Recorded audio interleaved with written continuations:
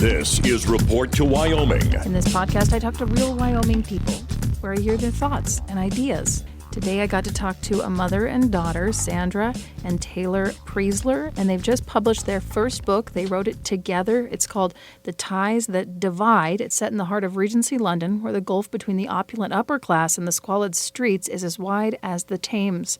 Zoe Demas, a young French woman entangled in two worlds, finds herself at the center of a chilling mystery. Whose idea was this? As far as writing a book, Taylor's been a writer pretty much all of her life. But the idea for this book, actually that was you too, wasn't it, Taylor? Yeah. Sorry. Sorry. Yeah, I had wanted to write a book for a long time. And I had started a lot, started several, but hadn't really finished any of them. And I'm the kind of person that, honestly, I don't do well without outside motivation. So I went to my mom, because she's actually a very good writer as well. And I was like, hey, how would you feel about writing a book together? Because my mom is the most motivated person I know. So I was like, I think together we could actually, start and finish a book. The girls say I'm a closer. If I start it, I'm going to close it. Oh, that's a great quality. So how did it begin?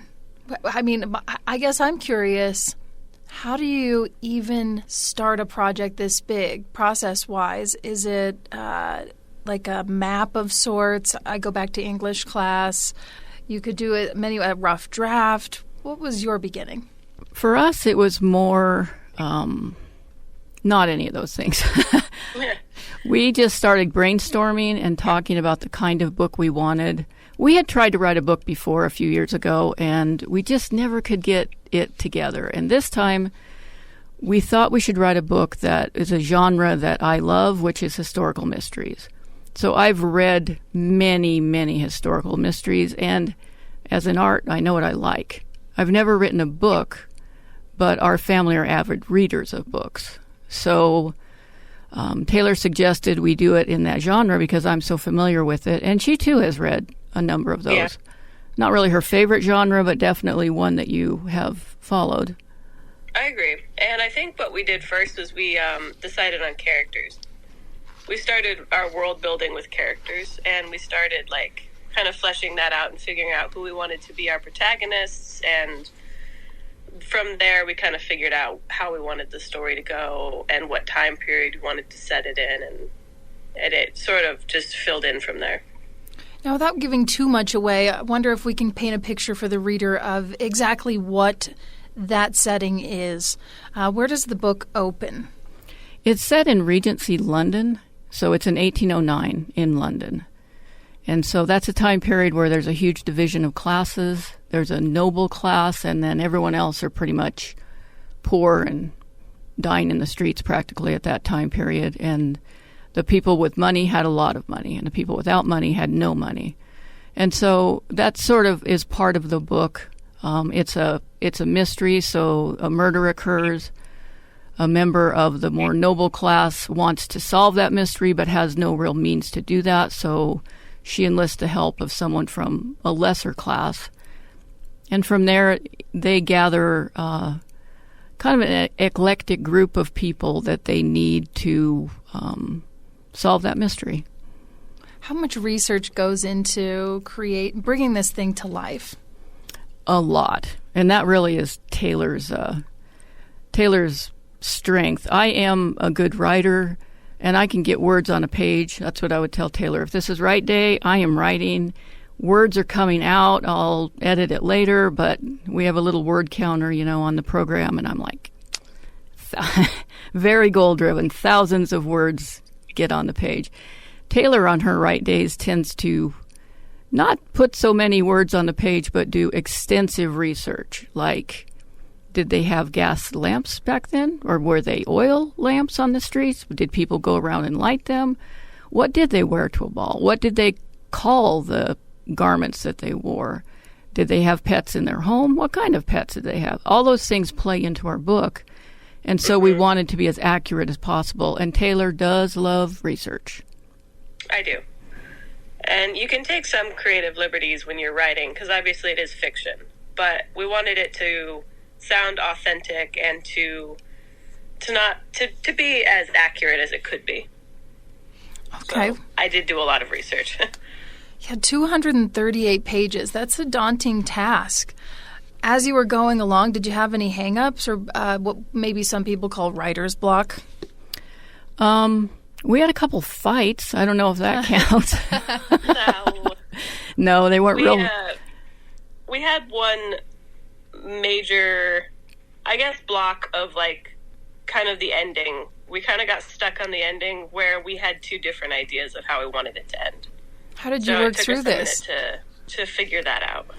But we did. It's kind of a funny story because when most of the time Taylor and I are great, and if there's like Taylor will read a chapter that I'd written and say, you know, she sounds a little hard. I think we should just soften her a little bit. She's very unlikable, that character right now. And I'm like, fine, that's a great idea, and I will go back and change it. Both neither of us are married to our work where we won't make adjustments. But this one thing, we did kind of lock horns, and it was after she had her idea, and I was like, I am just not willing to go down that road. I don't think our readers would want that. I'm not going to do it. And we finally had to just, like, part ways. We were on FaceTime. We're like, we just have to sleep on it because neither of us are budging. This isn't going anywhere.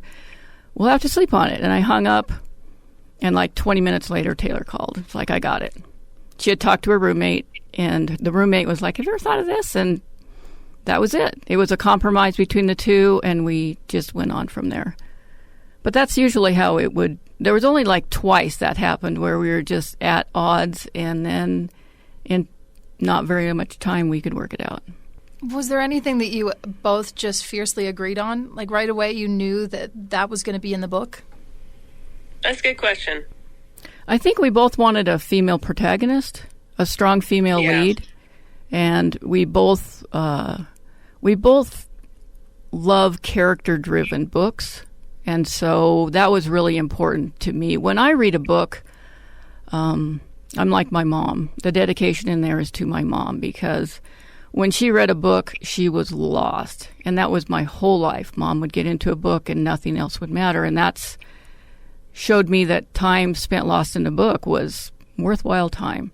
So when I read a book, sometimes it would feel like those characters are real, and when I would stop reading, they would be frozen in time until I got done with whatever I was doing and went back to that book. And so that's what we wanted, are strong characters with strengths and with flaws, and people that others could relate to, and people that you wanted to relate to.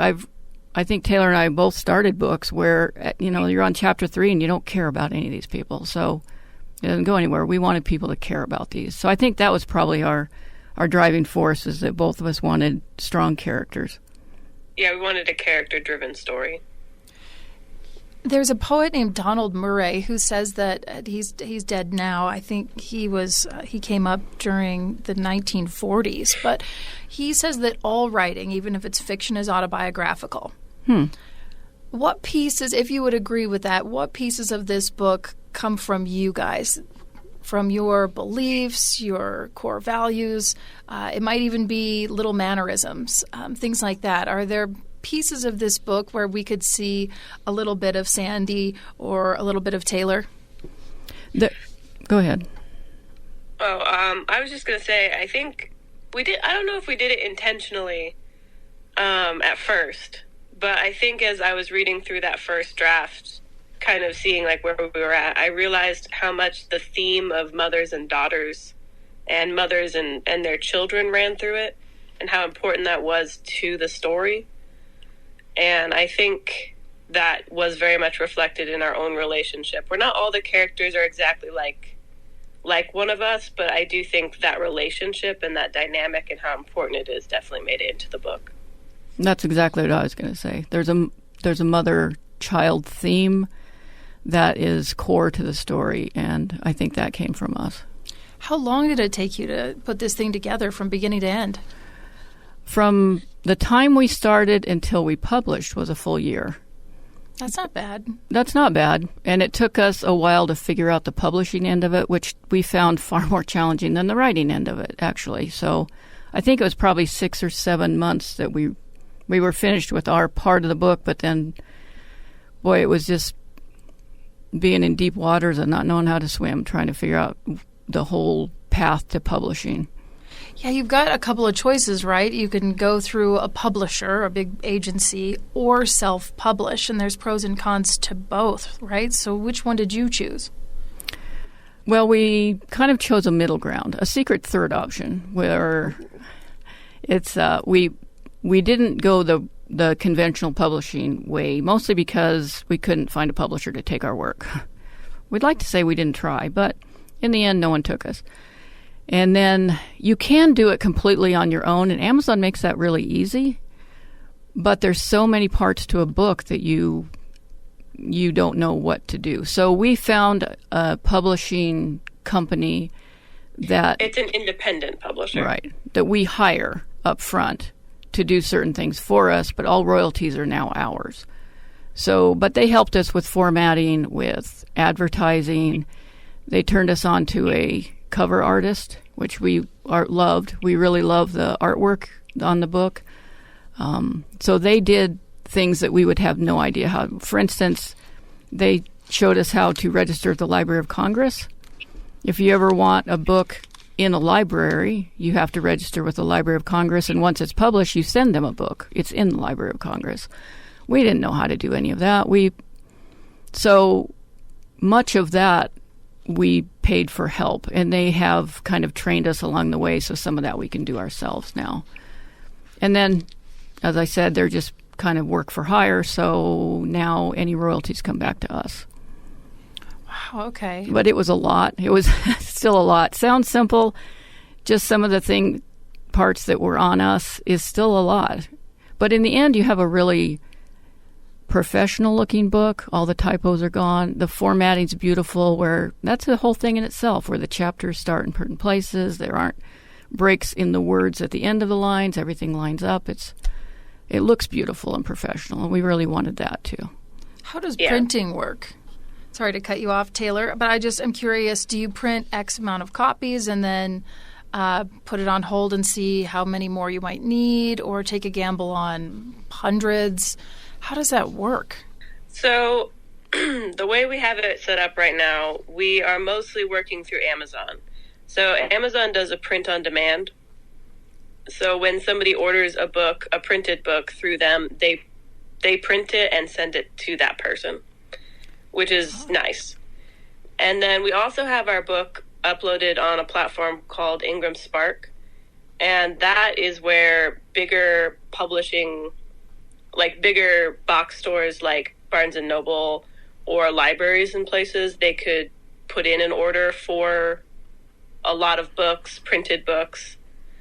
But honestly, I'm not entirely sure how that works yet, because we have only just gotten that uploaded. We do get a chance to get what's called author's copies, so we can order them and only pay for the printing. So we've just done, a dozen or so just to give to friends, and some people have been really helpful in helping us with some of the editing, and we've given them copies.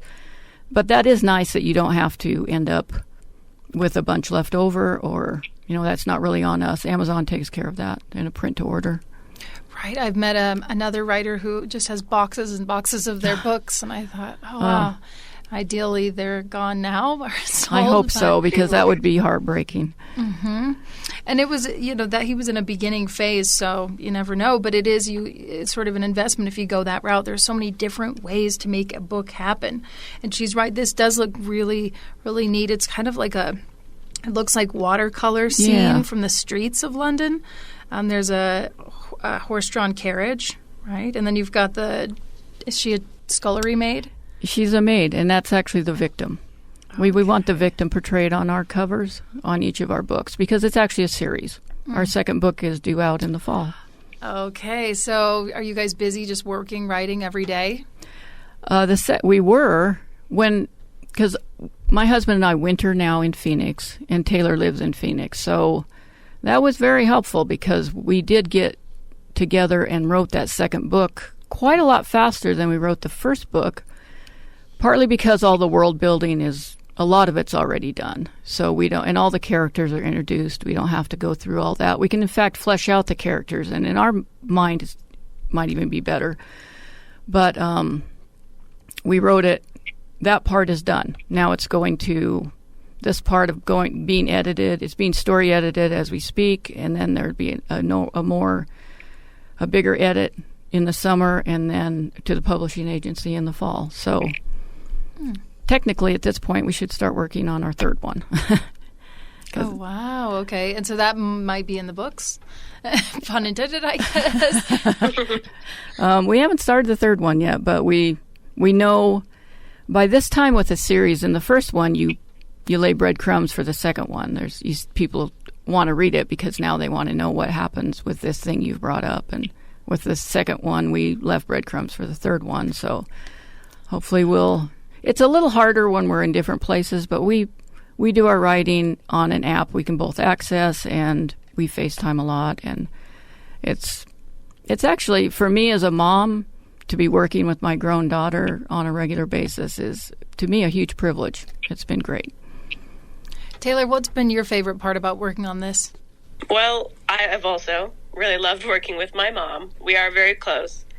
But I also love writing, just in general. And so I have enjoyed the writing process and the accomplishment of actually finishing something and having actually published a book. I'm just absolutely thrilled about it. And to be a little nerdy for a second, what about literary mechanics? So how much are you guys thinking about simile, metaphor, hyperbole, even suspense in this genre, things like that? How do you navigate that?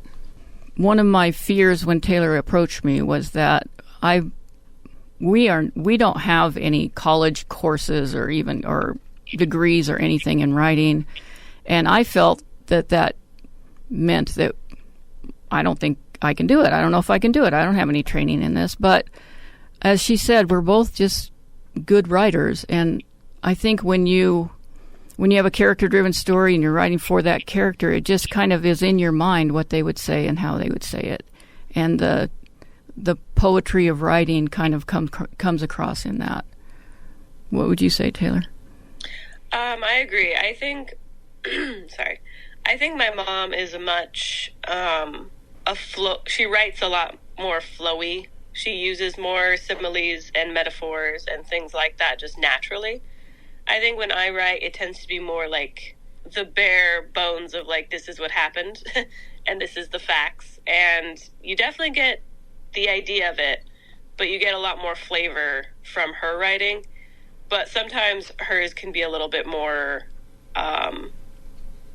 like it needs to be streamlined a little bit. So I think we're a good team in that she goes over my work and can add in some more similes and metaphors and things along that line, and I can go through hers and streamline it a little bit. I think that was sort of how we worked on some of it. Yeah. I love that because I used to be a writing teacher for the college in Montana, and there was a neuroscientist, and I would show his video to my students, and he said really good writing usually does require two people. A lot of us can access both parts of our brain, like both sides of ourselves to be these two people, but it's interesting that you are literally two people. So his analogy was that you need the button-down kind of corporate middle manager to make sure that your butt is in the seat and somebody's doing the work. And, hey, we can't have this, like, plot line just drop off a cliff. Like, sort of that, to me, is kind of what Taylor is saying that her style is. And then there's this like long-haired hippie that walks in. That's me, actually. Yes. And, they're barefoot, and they're like, we're going to write this epic, and it's going to make people cry, and it's going to have these things in it. And you really do need to have both. And I've seen writing where you just have, it's very bare bones, like you're saying, but where's the sparkle? Yeah. And so It seems like most people either are they lean towards one or the other. I'm probably more the latter as well. So it's nice to have a good editor and somebody to help you point out those things like, hey, this doesn't make any sense. Nobody can follow you down this road because we don't know what you're talking about. That is Taylor. She does a big edit from front to back at the end, where I just read it over. And I'm always amazed at how much better it sounded, because it sounded pretty good to me to start with. But Taylor will go through and for a couple weeks just edit everything so the story smooths out, and it's so good. Well, you're lucky. I think we're a very good team. Yeah, it's hard to take criticism. So it's amazing that you are able to take it so well, it sounds like. We actually excel at that. We are, with each other, it's usually very much about the book and where it's going, and our egos are not nearly as much a part of it. Yeah, I think for the most part we have gotten along really well through it, which, as you said, it is surprising. I mean, it is something that you could be sensitive about where, it's your baby. And then somebody comes in, they're like, hey, like, this is actually kind of dumb. And you're like, oh, okay, well, that's cool. I won't cry myself to sleep at night at all. But I think we both were able to take a step back and be like, yeah, like, we want the book overall to be really good. And so let's just do what we need to do to make sure that happens.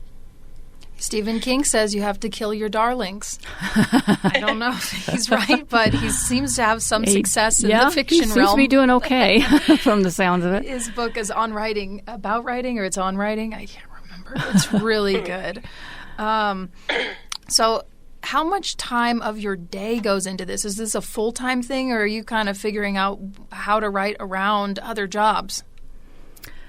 For me, I'm retired, and I have a little more time on my hands. When we're in the throes of writing the book, it feels full-time. It feels like I have to put everything else around it. But then there's other stretches like now where we're kind of in between, and we have some time between. Taylor does have another job. Yeah, I do. And I have a little bit of passive income from a rental property, which helps because,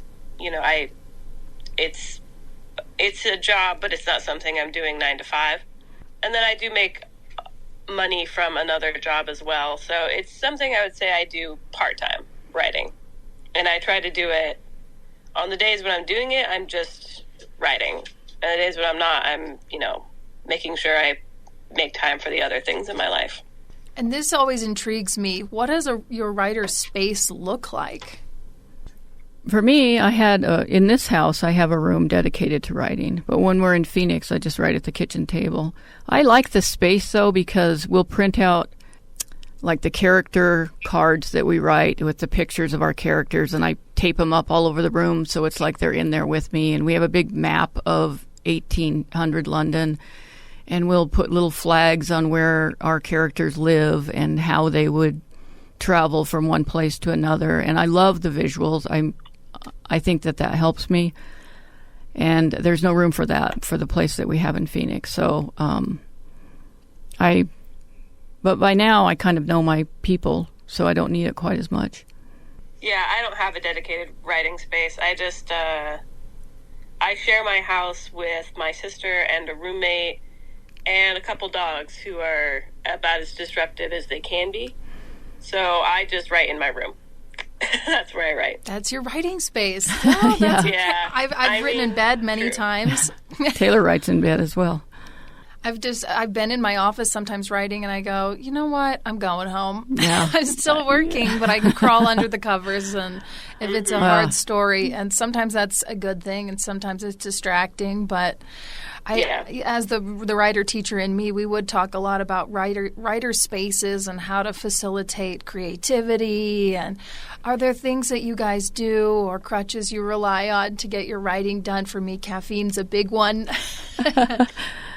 When we're together, actually, we love to go to a coffee shop and write, or change the locale, or go to a brewery, and get a beer and sit and write. I think it's really great we have each other, because if there is a need for creativity, we can bounce it off the other one. Like, I'm not sure where I'm going. And we've even finished each other's chapters. Like, I'm just not sure how to get out of this, and the other one will step in and figure it out. I think our creativity is each other, so that's really nice.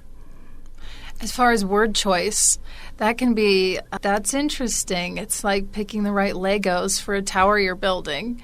How did you get together on, like, the voice, the flow, all of that? Trying to make it cohesive, I guess. I think we tend to each write our own stuff, and then we kind of go over it. Like, each of us will go over each other's work. And I think by the end, it sounds pretty cohesive. Like, it sounds like the same person has written both, because we have both been so involved in each other's work. But I don't know if we've ever had, like, a real conversation about, like, what kind of words to use, or, like, how to make it sound the same. It is in, 1800 London, so having read all those other historical fiction, there are certain words they use and certain phrases they use, and we've tried to incorporate that as far as getting the time period right. Yeah, dialogue would be challenging, I think. It can be, and we're sure some purist is going to read it and be like, they didn't even say that back then. Every now and then we will have a phrase that the other one will go through and be like, I think that's modern. I can't think of one right now, but we'll use a phrase that actually that does sound kind of like what we would say today, not what they would say, 100 years ago, 200 years ago. Well, and some of that, it's like you want it to be transparent for readers, too. Right.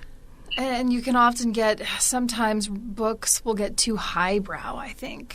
I think that's something that has changed with historical mysteries, because the older ones I've read, which I still really like, can be very wordy, too. They go on in the description of clothes and the ball and the people and the hairstyles. And I think the modern reader is not as interested in so many words. They like the plot better. They like the characters better. At least that's... And I feel like our book, and several people have said, it's an easy read.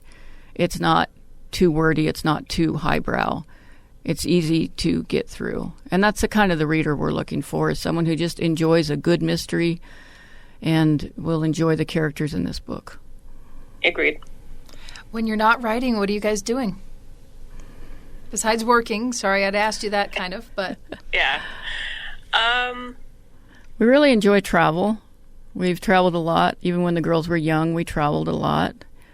My husband, we used to have a window cleaning business, so we're retired from that now, so we have a little bit more time to travel. One of my hobbies, I guess, Taylor and I both have the hobby of fostering kittens, so we always have extra kittens about. I have 5 right now in our spare bedroom. And so that's takes time and effort, but very worthwhile. And then life, just living life, Everything takes taking the dog to the vet and getting a doctor's appointment or whatever it is. It just all takes up the time we have. Now that the weather's getting nicer, we might get outside and do some yard work. I mean, that sounds like fun for you guys. Yeah, I also foster kittens, and we also like to travel. My sister and my roommate and I, we just actually moved in Phoenix to a new house, and so we're excited about that. We've kind of been nesting and figuring out what to do with the space here. So I spend quite a bit of time with them when I'm, my free time. But I'm an introvert by nature, and I like to spend time just by myself and doing my own thing. So I guess that's what I do. Taylor, do you get back to Wyoming very often? I do. I come back probably 2 or 3 times a year. I still honestly miss a lot about it. I like Phoenix. I think Phoenix is a nice city to live in, and I came here because I wanted to live somewhere with a few more options, but there's a lot about Wyoming that I do miss, and I like to go home and see it. Did you graduate from Casper? Yes, I did graduate, but I was homeschooled. So I graduated from a online school called Penn Foster. Oh, okay. And do you credit any of the writing, like your early years, your formative years, for the writer that you've become today? Even if it's not all the credit, but was there anything in there that just you think that helped you to become an author? So, yes. My early years of schooling, also homeschooled, but my mom was my teacher. So once again, circling back around to my mother. And she was a very good teacher in that she very much encouraged my sister and I to explore our interests. And she made sure our curriculum was built around those interests. And she wanted us to love school and to love learning. And I always enjoyed reading. That was something I did pretty early. It was something I loved to do. So she made sure to encourage that interest. And when I started writing, like, short stories and stuff, she would enter me and, take me to contests and, writing classes and things that I wanted to take. She made sure that I had access to those, and she very much encouraged me to develop that. And Sandy, I'm curious, how did you end up in Casper? Have you always been here, or did you and your husband decide to move at some point? I actually was born here. So lived here all my life. And in fact, my dad was born in 1925 and lived in Casper all of his life till he died at 92. So we have very deep roots here in Casper. One of the things we did as a homeschool family is, for a while we lived in the country near Bessemer Bend, and Tuesday was town day, and every Tuesday we would go to the Natrona County Public Library, and we would stock up on books because the girls were like, we are not going to be back to the library for a whole week. We need to get a lot of books. So they'd start little, but pretty soon they were reading chapter books. And Riley, my other daughter, claims that the library put a limit finally on how many books could be taken out. She said it applied to everyone, but I think they did that because of us. So, and then any downtime, Taylor especially, could be found reading. And so I think the reading part of our family turned into the writing part of our family, and I credit the Natrona County Library for. Libraries are amazing things. That you can go get free books and take them back and get more free books was just, that was a great resource for us. Yeah, that's amazing. My mom worked at a library when I was a kid, so I too was a country girl, but I had a lot of access to literacy sponsors, as we teachers say, and tons of books. I remember I'd get into trouble because I'd be reading the Harlequin romances. I would read anything. It was very educational, all of it. Yes, it was very educational. Magazines were big. Now you don't see as many magazines anymore because right. Everything's online. But I remember magazines were really a portal into adult land. And so, I was getting my hands on all kinds of things I probably shouldn't have been, but they had it all at the library. And It was amazing. Yes, that's how we felt, too. It was amazing. Taylor, I think, she read those Dear America. Maybe is that what they were called? Oh, it's the like diaries? a series, yes, and there's always a portrait of yes. like an adolescent girl. Yes. Oh, my gosh, I read those, too. I swear she learned entire U.S. history from those diaries of those books. Mm-hmm. I learned a lot. They were one of my favorites for sure. Wow. They also had like a Pioneer series. I'm just thinking of this gal named Hattie. Do you know what I'm talking about? Different but similar, but it would be like journal, and I don't even know if it was fiction or real, nonfiction. Oh. It'd be like journal entries from the Oregon Trail. Stuff like that. But you do. You pick up a lot of stuff, whether it's historical fiction or just straight up excerpts. But that kind of thing really gives you an idea of what it might have been like. It does. It feels like it's that voice from that era telling you those things. And I know those things stuck with Taylor. She was such an avid reader. I swear remember the National Park series. Yep. I always liked those, too. That was a good one. I swear we read every book in that downstairs part of the library by the time we were done. I'll have to check those out because, like I told you, I have 2 girls now, so we do the same thing. They're little, but we have a big bag. I fill them up, and we read every night. So that's really touching and sweet. Well, maybe you'll write a book with your daughter one day. Maybe. You're already a writer. Yeah, I'm writing every day. They demand 4 articles a day. Oh, wow. Oh, my goodness. Yeah, they demand it. Oh, it's very fun, but it is. Journalism is literature in a hurry. That's what we say. But That there's sounds also, right. I love this quote, the world is not made of molecules. For writers, it's made of stories. It's true. And with It's journalism, so you can true. piece these things together. So. Oh, that's nice. I feel like writers, you have a very demanding job, but I feel like a lot of writers, we live in our heads, and we have this rich inner world that we're kind of always in. And I know I'll be watching TV and be like, that's that name, write that down. That sounds very British. I love that. Or a phrase. Just the other day on TV, I was like, write that down. You're always in your head about your book. And what's hard in today's world, especially the way we've chosen to do it, is writers, now we don't just write, but writers promote too. And Taylor and I aren't very good at that. We aren't very good at promoting. We enjoy the writing part much more than even, we have a Facebook page. I post on it. It's always kind of a chore for me to do that. All of that is something writers need to do now, and it's a little bit harder than we thought it would be to promote ourselves. Yeah, no, I've thought about this too. I don't have a book in mind, but I've definitely talked to a lot of writers and thinking about how challenging that's got to be. And in Wyoming, it's such a small state too, Right. that it's hard to make a dent on a large scale. But you're doing it. Here you are. But here I am, and I I appreciate that. I don't think, well, maybe Taylor, you can check this out, but in a huge city, would anyone have been interested in a hometown writer? We're here because we're in a small town. We were raised here. The local radio station was willing to do this with us, and that's, to me, a perk of being in a small town. Agreed. I think that's super true.